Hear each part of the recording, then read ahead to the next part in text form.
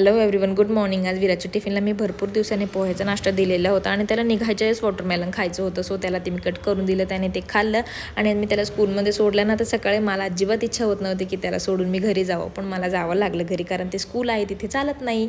आणि घरी यायला रांगोळी वगैरे करून मी सुद्धा देवाबत्ती वगैरे करून घेतली छानपैकी, कारण मनाला प्रसन्न वाटतं. त्यानंतर मी सुद्धा पोह्याचा नाश्ता भरपूर दिवसांनी करत होते म्हणून पोहे वगैरे खाल्ले. माझी सिरीज बघता बघता ना मस्तपैकी चहा एन्जॉय केला आणि जे व्हायला नको होतं ना तेच झालं.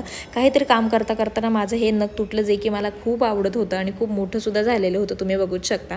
पण म्हटलं असो, आता हे इंडक्शन निकम मावशींच्या घरी आलेलं आहे, पण हे युजफुल आहे आणि कसं वापरायचं हे मी त्यांच्याकडनं शिकत होते. तर हे कुणाकुणाकडे आहे मला कमेंट करा. आणि सध्या याची गरज खूप लागणार आहे बरं का, सिलेंडरच्या भावांमुळेच. तर रात्रीच्या वेळेस ना विराज माझ्या केसांची मस्त मालिश वगैरे करत होता आणि हा मोमेंट येणे एक आईसाठी खूप छान असतो की तिचं बाळ तिच्यासोबत असतं, टाईम स्पेंड करतो, छान छान गप्पा मारतो. या गोष्टीला कोण कोण रिलेट करतं मला कमेंट करा. भेटत नाही